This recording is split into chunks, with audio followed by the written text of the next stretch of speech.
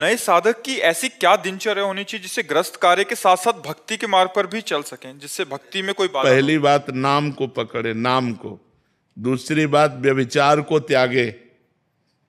अगर पराई माता बहनों की तरफ या पराये पुरुष की तरफ गंदी दृष्टि है और आप गृहस्थी में हैं और गंदे आचरण करते हैं, तो भूल जाओ कि आप अध्यात्म में चल पाओगे।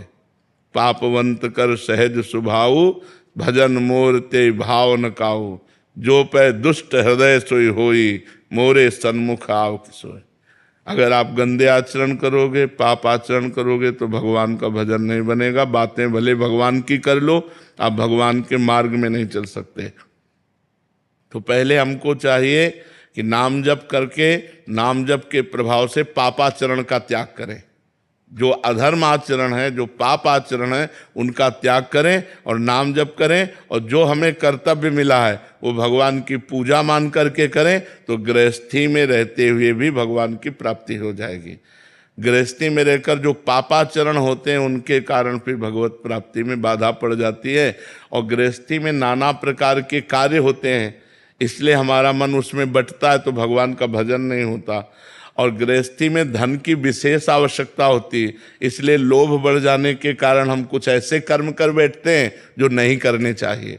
इन्हीं के कारण भगवान की कृपा से हम वंचित रह जाते हैं। नहीं, गृहस्थ धर्म सबसे बड़ा धर्म है।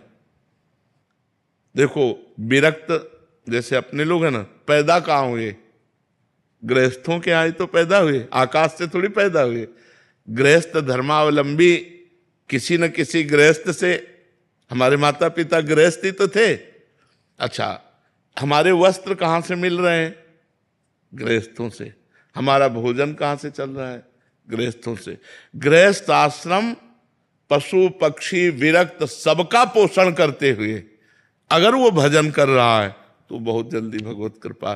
पर गृहस्थी में ऐसे पाप होते हैं जो मानते ही नहीं कि हमसे पाप हो रहे हैं। जैसे गर्भ हत्या बड़ा भारी पाप है, भ्रूण हत्या बड़ा भारी पाप है, पराई स्त्री से व्यभिचार करना या पराये पुरुष से व्यभिचार करना बड़ा पाप है।